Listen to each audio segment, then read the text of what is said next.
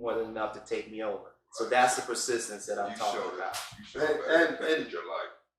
Absolutely. And that's good, and he's absolutely right. What they look at a lot is the frequency and do a racing. And if you keep a headache log, you know, because I have headaches too, that helps you because they want to know how frequent. And that always come up when you're in the CMP. How frequent are these headaches? How long do they last? So you got to be able to answer those questions. You got to be able to put that information down. And that was very smart of Brother Goins to do that because, as we all know and been told in the military, document, document, document. So he documented that, and that way he was able to show it and prove it. That way, you know, he was able to get that 100%. Thank you, bro. Appreciate it. Are we going any questions before you go around, Brother President, to the living? How you want to do that? We can edit. We can edit. We can. Okay, thanks. Okay. We keep it brief. All Brother McCall, we can start there and come around. Brother McCall, do you happen to have any VA disabilities? Not at all, not at all. And one of the questions I want to ask, it's not a problem with finding my medical records. What if there's nothing in there and I'm still, you know, got some type of something that's affecting me that may be from the military, but it's just not documented in my medical records? Well, let me ask you this here. I would say this here, and I tell people that it doesn't really have to be in your medical record, military records, because a lot of times we do things, and a lot of us has gotten out, and we see our primary care physician, Right. or an outside provider. And the reason I know that, like I said, I got out, did active duty, got out, came in reserves, but stayed in, stayed tied in. So a lot of stuff I had to do, it was with a civilian doctor, even though they had some of my records. And, you know, like a lot of people don't know my story, but even when I went back to the military, then I had to have open heart surgery back in 2012. But even though that was done, it wasn't done with a military doctor, it was done with a private doctor. You know, so that information had to be, you know, sent over as well, because let's say, for instance, Fort Jackson or Fort Belvoir wouldn't have all the information that I need, because if it didn't happen on their watch. So a lot of times we get out of that too. We tend to think that, well, I don't have the information or the evidence to prove, but, you know, allow the burden of proof to be on them. Right. So go ahead and put it in, and you know that it started while you was in the service, but, you know. Right, so you're saying I can go get some civilian, like, Yeah. from my physician? Yeah. Okay. Mm-hmm. Okay. Can I say one other thing? Sure. Brother President. Brother McCown, you can also get a service organization, such as VFW, VAB.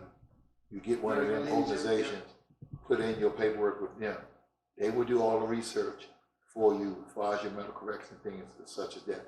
You can also use your civilian doctors, like I said, but then if you run into a problem trying to get your medical records and things like that, there's a number that you call at the White House.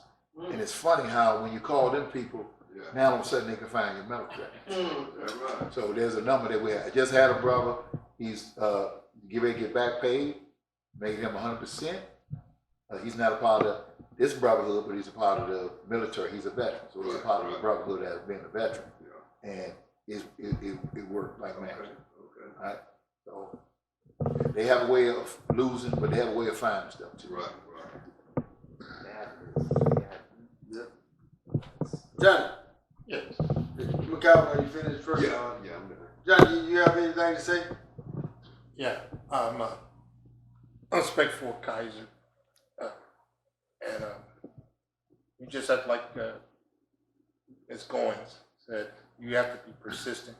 And the key thing is be patient. Don't let it frustrate you. It took me almost 26 years to get my 100%, and like he said, this is for veterans that's serving now. Before you exit out the military, you want to always make sure you have them notate anything that ever happened to you on your medical records before you exit out. That way, when you get out, you can get a pre-qualification, and they can try to award you. And if you don't get awarded, then you can start pursuing the additional And like you said, you know, there's out there, there's like the VAB, the Veteran Service officers. And you just got to be persistent, you know, and it helps to talk to some of the older veterans because they have a lot of knowledge. And that's the main thing, is networking and communicating. And I think that's all I have for you guys right now. All right, thank you, brother. Appreciate you. Brother Hardy? Yeah, I mean, well, personally, I've been hearing about, you know, the VA thing for years now, and everybody telling me to go through the process. But my question was more with Mac. You know, ain't really, well, some things happened to me in the military and everything. I have some records and everything. But my whole thing was just actually putting it on, like how you did. Crew, you knew a lot of, I mean, why I keep on saying crew? Cool, you had a lot more specific knowledge how to write it up and everything. There's no way I'd be able to do that, what you done today. You know what I'm saying? You know the in-between of it. So, you know, I talked to Croson with his hearing. I definitely talked to Clarity, you know. Well, did I talk to you, Clarity? Well, you know people and everything, you know. And a few other people, you know.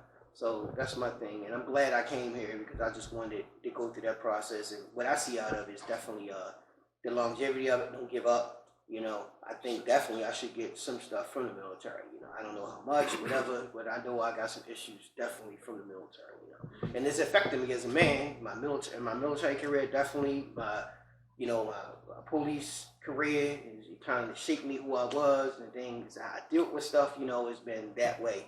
You know, and so that's like I said, I'm glad. You know, we're here now. I get out in the open what I want to do. I'm definitely going to be persistent of what I want to do, you know, and that's about it, what I got. Thank you, brother. Brother Croson, we're going to come to you last, Vice President. But we're going to go with Croson. All right, my name is Robert Croson, and my healthy vet. You should be able to get your medical records, I believe, on My Healthy Vets. I tried, wasn't able to, but I was always told that you should be able to get your records on there. Also, it's a pain in the butt if you never signed up for it, because is everyone here in My Healthy Vet? I know all the people. Okay, so we good. But is there a route for getting your medical records on My Healthy Vet? Do anyone know? Yeah. It is a route, because that's my dilemma. I've been trying to search and find a way to It is a get route. some medical records on My Healthy Vet. It's a route. I would say this here.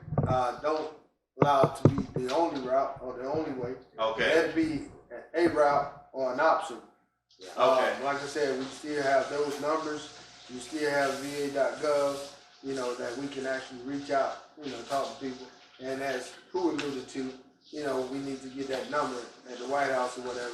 That way, you know, we can have access to those records, you know, as we need them. VA should be able to get them, but a lot of times, you know, they put the burden of proof back on you because they want you to get them or try to retrieve them. And they may give you a time frame to get them in, saying that they didn't get them from the doctor or whatever. That has happened to me. Actually, I'm going through that right now with my neck.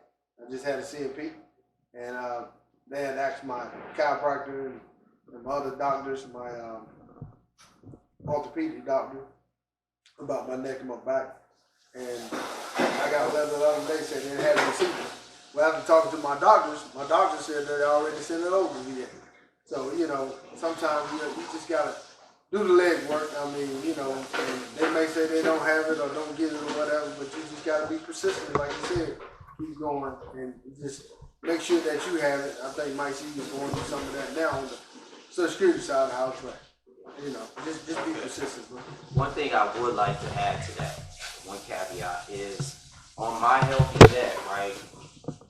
You can actually download anything that happened at a VA facility, right? So your records, when you sign up for My Healthy Vet, you can actually download every time you go to the VA doctor. So that kind of stuff, if you get x-rays or any kind of the specialty stuff, those are going to be right there for you to download that day. But that's not the entirety of your stuff. So the stuff that happens when we're talking about medical records that will add the active duty medical records, that's a whole different thing that you're not downloading. So understanding that. The other stuff is like when we put our stuff in and for an increase or stuff like that, sometimes they use what's like VCP or these other vendors, right? And then they come and do your CMP appointments with you, right? And then they send those records electronically to the VA. Those records are not the stuff that you get from My Healthy Vet. Those are the records that you actually have to request because they are writing stuff in there as to why they make the decisions.